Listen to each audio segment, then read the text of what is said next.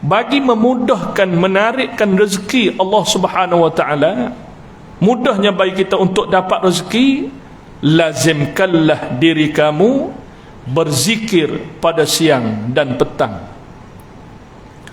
Ulama tasawuf membagi dhabit atau penerangan, memberi maklum pada kita.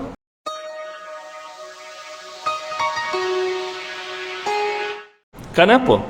Kerana pilihan di antara kelakuan solat itu, sujud adalah kelakuan yang terlebih hampir kita dengan Allah Subhanahu wa taala.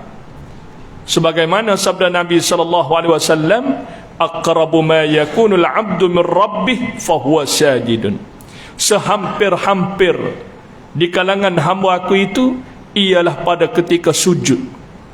Sebab itulah bila kita sujud, Nabi bagi tahu kat kita, akthiru lid-du'a, perbanyakkanlah kita doa dalam sujud tu. Apa saja, tapi janganlah bahasa Melayu kita, bahasa Arab. Dah, kita doakan boleh bahasa Arab, kerana dalam solat ulama fiqh bagi tahu kat kita doa boleh. Dah, sebab itulah kita doa, perbanyakkanlah doa apa saja yang kalau kita tak pandai, kita baca doa rasa-rasanya semua dah pandai doa ni, dan ingat, Rabbana atina fid dunya hasanah wa fil akhirati hasanah wa qina adzabannar. Dalam sujud boleh. Dan doa itu pendek tetapi makna merangkumi.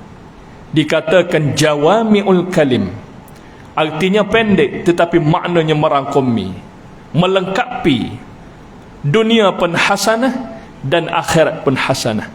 Takkan kita nak dunia pun hasanah, akhirat pun hasanah. Kalau kita tak pandailah doa yang panjang-panjang, yang tu cukup. Sebab itulah kata tok-tok guru pondok lah, dia kata kalau boleh sempatkanlah kita baca doa ni, Rabbana atina fid dunya hasanah wa fil akhirati hasanah, 100 kali sehari. Dah, 100 kali sehari, insya-Allah selamat kita dunia dan akhirat. Baik, dan zikrullah ialah merupakan menjaga lisan kita, menjaga lidah kita dan hati kita untuk selalu mengingatkan Allah. Sebab itulah ulama memberi ta'rif, zikrullah ialah ma yuthabu ala qailihi, ialah barang yang diberi pahala di atas orang yang berkata. Sebab itulah kita kena ingat pada Allah. Pagi kita berzikir, lepas solat subuh kita berzikir. Sebab itulah kata Imam Asy-Syafi'i, bagi memudahkan menarikkan rezeki Allah Subhanahu wa taala, mudahnya bagi kita untuk dapat rezeki, lazimkanlah diri kamu berzikir pada siang dan petang. Ulama tasawuf membagi dhabit atau penerangan, memberi maklum pada kita, bila sebut zikir pagi ialah bermulanya daripada selesainya solat fardu subuh sampai jangan bagi gelincir matahari, arti jangan sampai zuhur. Itu masih waktu pagi lagi. Bukan kata waktu pagi lepas solat subuh dah jam 10-11, bukan dah waktu pagi.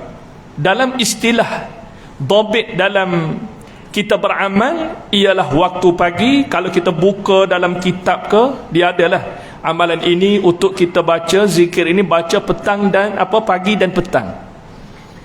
Itulah ulama mengatakan bila sebut pagi ialah selesai solat fardu subuh sampainya waktu zuhur. Dan waktu petang bermulanya selesai solat fardu asar sampainya maghrib, jangan bagi sampainya masuk waktu isya, masih lagi kita petang lagi. Sebab itulah kalau boleh petang, pagi petang kita berzikir, mengingati Allah Subhanahu wa taala. Sebab itulah dalam ilmu tasawuf juga mengajarkan kita zikir dia ada dua bahagian. zikir jahriyah, zikir terang, zikir yang begitu kuat suara. Sebab itu setengah-setengah orang dia berzikir la ilaha illallah bagi nak kuat. Kenapa? Kerana tak bagi bunyi yang lain dah. Telinga kita ni lain daripada kalimah tu. Sebab itu dia kuatkan. Kenapa? Kerana nak meresap masuk dalam hati ni. Sebab itu dia macam kalau kita tengok berzikir lah, dan kita sendiri pun kalau kita berzikir la ilaha illallah, macam nak healing kepala. Itu ada makna. Dalam ulama tasawuf dia mengajar, bila kita nak healing kepala ialah bagi pandai. Macam mana? La ilaha, kita bagi la ilaha illallah. Allah ni masuk kat dalam hati, mulut kita ni, supaya ingatkan Allah di hati. Bila sampai tahap dah kita ingat ke Allah, bolehlah berzikir sirriyah secara batiniyah. Itu kita kena berjalan dalam cara dia lah. Kita nak tiru-tiru tak boleh, dan kena belajar cara-cara yang carilah guru yang mursyid bagi tunjuk kat kita. Sebab itulah kalau kita nak belajar dalam ilmu tasawuf dan nak beramal ilmu tasawuf secara mendalam ni, sebut dalam kitab Tafsir Al-Jalalain, syarah bagi Tafsir Al-Jalalain ialah kitab As-Sawi. Bagi mantap dulu ilmu usuluddin yang kita panggil ilmu tauhid, mengenal Allah Subhanahu wa taala dulu, mengarung dulu.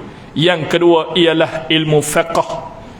Jangan terus pergi dalam ilmu tasawuf secara mendalam, selalu bimbang juga tu. Yang tu macam-macam jadi. Setengah orang dia kata tak apa dah, tak solat pun dah. Kenapa? Kerana solat-solat mengingati Allah. Dia pun bagi Al-Quran, mengeluarkan Al-Quran. Hebat juga dia ni. Kita pun tak pandai, terikut-ikut juga dengan dia. Kebetulan kita pun malah juga solat. Dia kata aqimis salata lidzikri, berdirilah oleh kamu akan solat, akan sembahyang kerana ingat pada aku. Dah solat tu ingat pada aku, dah kita ingat dah pada Allah, perlu apa lagi kita solat? Itu Al-Quran. Kalau hadis juga, yang inilah kita bimbang.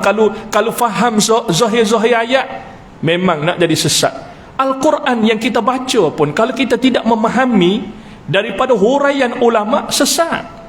Tempat-tempat lah yang tersirat makna tu, yang tersembunyi makna. Bimbang, takut kita sekaligus memahami secara zahir. Iaitu banyak kalau kita guna zahir-zahir itu yang menjadi sesat. Macam dalam hadis dia kata, sallu,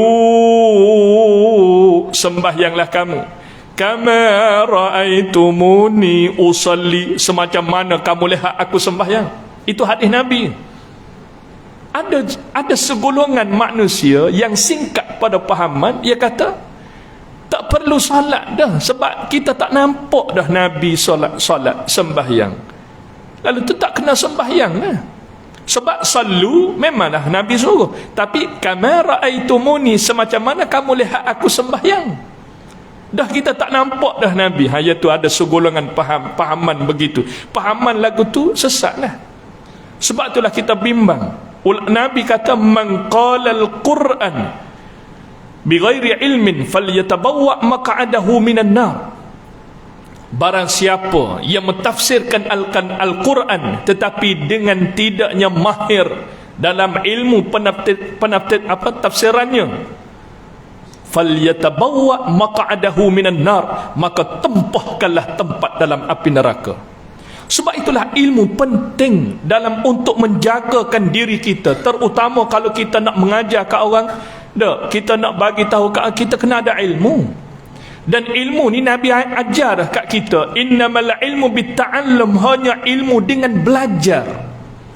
Kalau kita belajar sastra bahasa Arab, merupakan innama ialah adatul hasri. Bila tarkib bersusunnya kalimah inna dengan ma, tubik dah keluarlah satu kaedah, ialah sastra bahasa Arab merupakan adatul hasri, arti terhad. Al-ilmu, bermula ilmu itu bita'allum, hanya dengan belajar. Dia guna pula at-ta'allum. Kalau kita belajar matnul bina, ta'allama yata'allamu ta'alluman wa bina'uhu litakalluf. Artinya usaha, menebih-nebih, mencari-cari. Sebab itulah setengah ulama dia nak masuk dalam belajar ilmu sungguh, ialah dia kena belajar siang dan malam, siang dan malam. Bukan belajar satu minggu sekali, tak termasuk. Tapi boleh dah mengingati.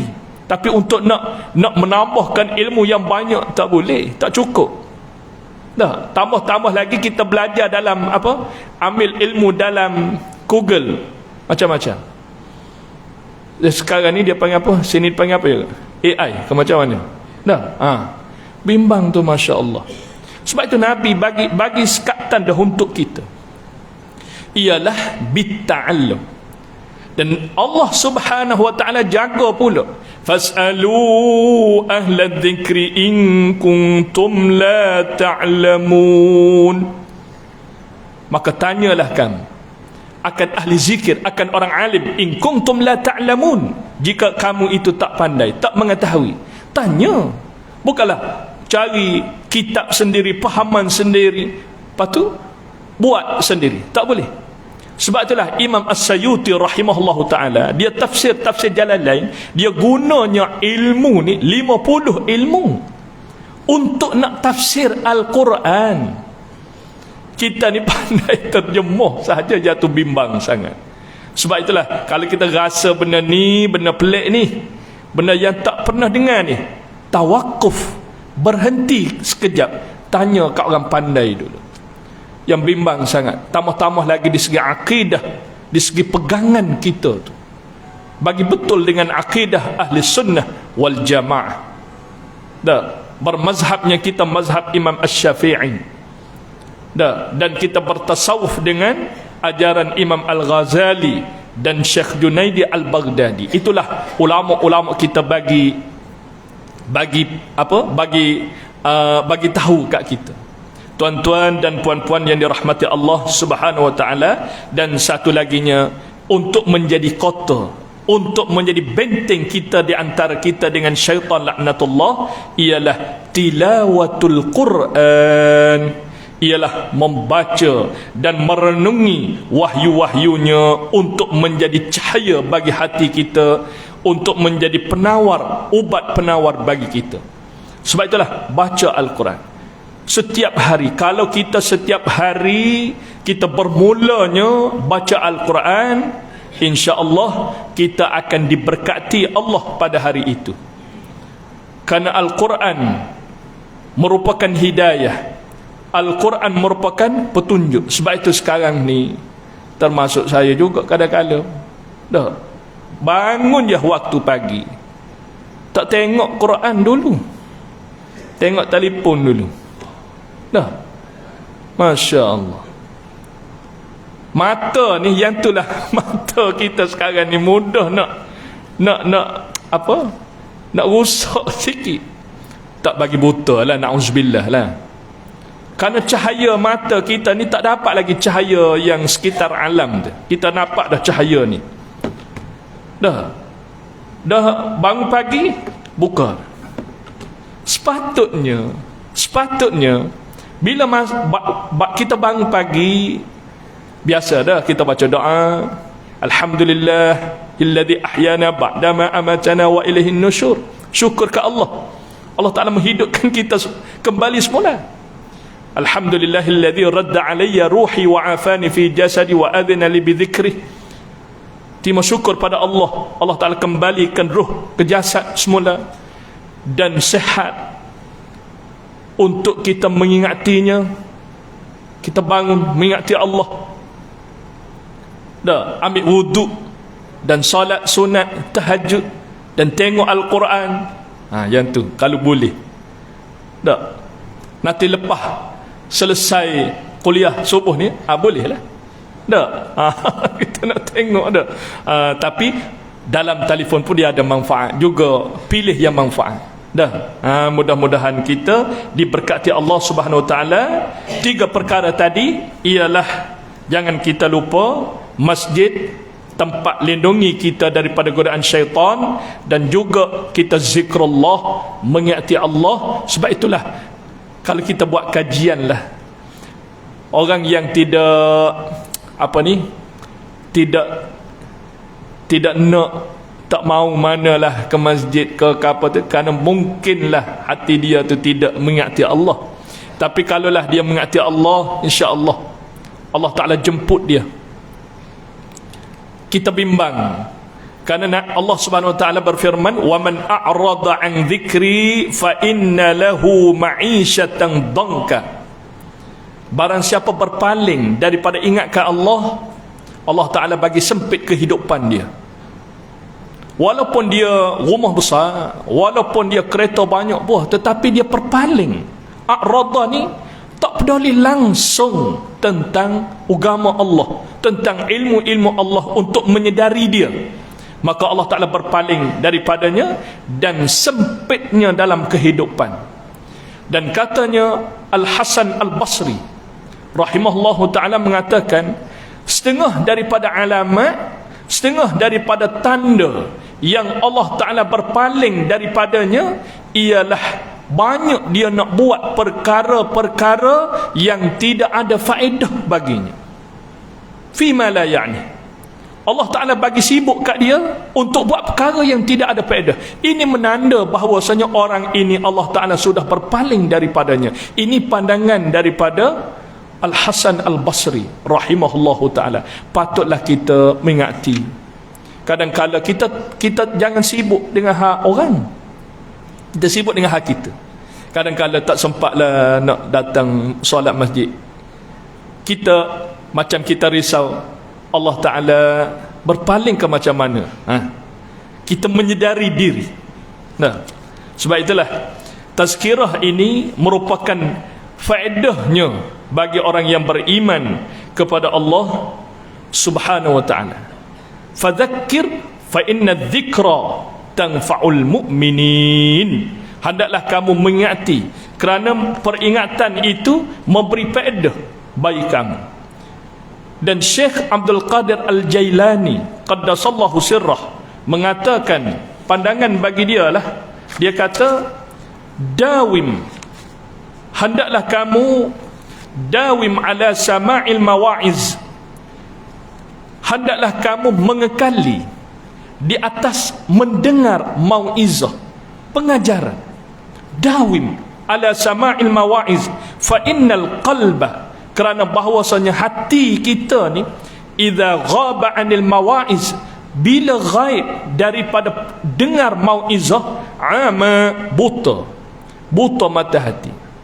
Sebab itulah kalau ada majlis ilmu ke, kuliah subuh ke, kuliah maghrib ke, masuklah kita majlis itu.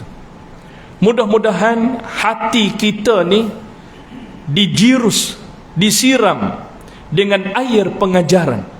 Mudah-mudahan hati kita dijaga, hati kita ingatkan Allah Subhanahu Wa Ta'ala, selamat kita dunia dan akhirat.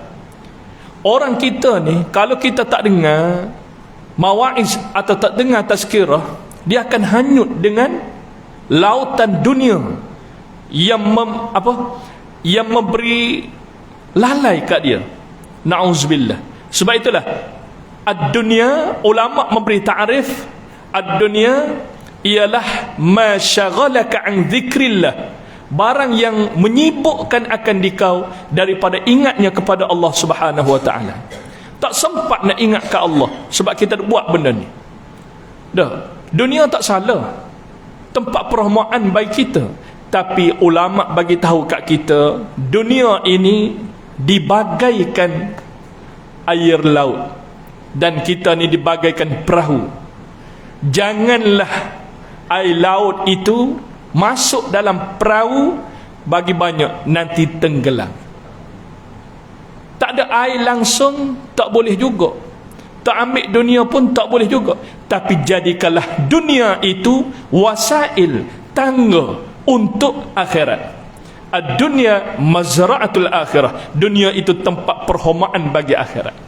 Sebab itulah Allah hantar kat kita atas dunia ni untuk kita beribadat kepadanya, untuk kita berbekal makan di sana, iaitu negeri akhirat.